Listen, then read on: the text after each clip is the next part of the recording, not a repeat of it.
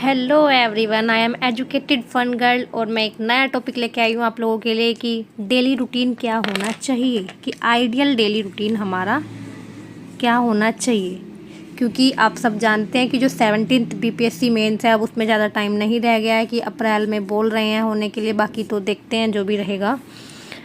देखो होता क्या है, मैं इसको रफ कर देती हूँ।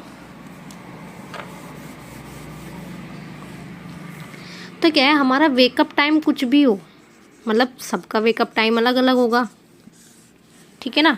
तो जब भी आप उठो सुबह में, उसके बाद इमीडिएटली आप 2 घंटे के लिए अपनी स्टडी टेबल पे रहो। इन द सेंस कि सुबह उठने के बाद आपके 2 घंटे आप पढ़ाई आप करना ही आपको चाहिए। क्योंकि होता क्या है ना, हम बहुत जल्दी वो कर जाते हैं। देखो, अगर सपोज़ करो आपने प्रॉब्लम ये कभी फेस की होगी कि अगर आप सुबह के 1-2 घंटा आपका अच्छा गुजर जाए ना, आपको लगता है कि हाँ ठीक है सब सही चल रहा है। लेकिन अगर आपको सुबह का ही 1-2 घंटा आपका वेस्ट कर दो आप किसी चीज़ में, तो आपको क्या लगता है, यार आज तो पूरा टाइम वेस्ट हो गया, तो आज तो पढ़ते नहीं, अब हम कल से पढ़ेंगे। कल से पढ़ेंगे मतलब हम प्रोकास्टिनेट करने शुरू कर देते हैं। इसलिए सबसे ज़रूरी है कि हम अगर सुबह के 2 घंटे पढ़ लें तो ये सबसे बड़ा मोटिवेशन बन जाता है हमारा पूरे दिन के लिए। अब हमें लगता है कि अब तो हम और अच्छे से पढ़ेंगे। कभी भी आप ये ट्राई करना।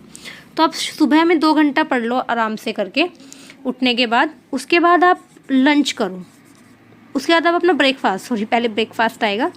उसके बाद अपना जो भी ब्रेकफास्ट या जो भी आपको जो भी काम करना हो वो आप करो। उसके बाद आप फिर 2 घंटे की स्टडी कर लो, ठीक है। या जितना भी आप अपने अकॉर्डिंग वो तो डिसाइड कर सकते हैं। फिर आप लंच करोगे, रेस्ट करोगे। उसके बाद फिर आप 2 से 3 घंटे जो आपको पढ़ना है वो पढ़ो। फिर आप डिनर करोगे। उसके बाद आप अपना 2-3 घंटे जो भी पढ़ोगे वो पढ़ लोगे। तो इस तरह से आपके क्या है, आपके 2, 2, 4, 6, 8 मिनिमम 8 आवर्स आपके निकल जाएंगे, ठीक है। और ज़्यादा भी निकल सकते हैं, वो आप पे डिपेंड करता है कि आप कितना पढ़ोगे या कितना नहीं, अपने अकॉर्डिंग। और दूसरी बात क्या है, एक मैं आपको बता दूं कि जब आप यहाँ पे आप जब सुबह को उठने के बाद ये 2 घंटे पढ़ोगे ना, इसमें आपने पिछले दिन जो भी किया है वो आप यहाँ पे रिवाइज कर लेना, कि पिछले दिन का सारा रिवाइज आप यहाँ कर लेना। होता क्या है ना कि हमारा जो बताती हूँ ये ग्राफ होता है कि ये प्रोडक्टिविटी और ये टाइम। तो सुबह से जैसे हम चलते चले जाएंगे शाम की तरफ, तो हमारा प्रोडक्टिविटी का ग्राफ ऐसे जाता है। सुबह को सबसे ज़्यादा प्रोडक्टिविटी रहती है, तो आप इसमें सबसे ज़्यादा वो काम करो जो आप करना नहीं चाहते। इट मीन्स मतलब कोई आपका टफ सब्जेक्ट हो, जो आपको टफ लगता है, आप वो यहाँ पे कर सकते हैं। रिवीजन हम लोग सबसे ज़्यादा रिवीजन नहीं कर पाते। क्या करते हैं, हम पढ़ लेंगे सब कुछ, नई चीज़ पढ़वा लो, लेकिन हमें रिवीजन करने में दिक्कत होती है। इसलिए आप वो काम यहाँ सबसे पहले कर लो जो आपको सबसे डिफ़िकल्ट लगता हो। दूसरी बात देखो, अब एक था कि आप 2 एग्ज़ाम्स की प्रिपरेशन एक साथ कैसे कर सकते हैं, ठीक है।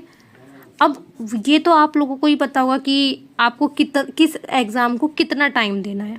सपोज़ करो मैं बीपीएससी मेंस की भी तैयारी कर रही हूँ और दूसरा मैं रीट की भी तैयारी कर रही हूँ। तो मैं क्या करती हूँ कि अब अगर मेरा मेन फोकस है बीपीएससी के ऊपर, ठीक है, तो मैं पूरा दिन बीपीएससी कर लेती हूँ। लेकिन जैसे ही रात तक का टाइम आता है तो रीट के लिए मेरे पास टाइम ही नहीं निकल पाता, और मैं क्या कहती हूँ कि चलो कल कर लेंगे, कोई बात नहीं। तो ऐसे प्रोकास्टिनेशन बहुत ज़्यादा हो जाता है। तो मैं क्या करती हूँ, अब मैंने क्या सोचा, मैं सबसे पहले उठ के सुबह जो मुझे रीट का करना होता है ना, मैं वो कर लेती हूँ। इससे क्या होता है, वो प्रोकास्टिनेशन की आदत ख़त्म हो जाएगी। सुबह इसका कर ले, क्योंकि अब मैंने सुबह इसका पढ़ लिया है, उसके बाद मुझे इसका तो करना ही है, क्योंकि मेरा मेन फोकस ये है, वो तो मैं अपना ऑटोमेटिकली इसका करती ही हूँ। तो ये भी हो जाएगा मेरा, ये भी हो जाएगा। बट आप ये डिसाइड करना कि आपको ये रेशियो 50-50 रखना है, ये रेशियो आपको 60-40 रखना है। कहने का मतलब है कि आपको दोनों एग्ज़ाम्स पे आपको आधा आधा टाइम देना है। मतलब अगर आप 8 घंटे पढ़ रहे हो तो दोनों एग्ज़ाम्स को आपको 4-4 घंटे देने हैं, या आपको 5 या 3 में डिवाइड करना है इसको, या किस में करना है वो आप लोग उस हिसाब से डिसाइड करना, ठीक है।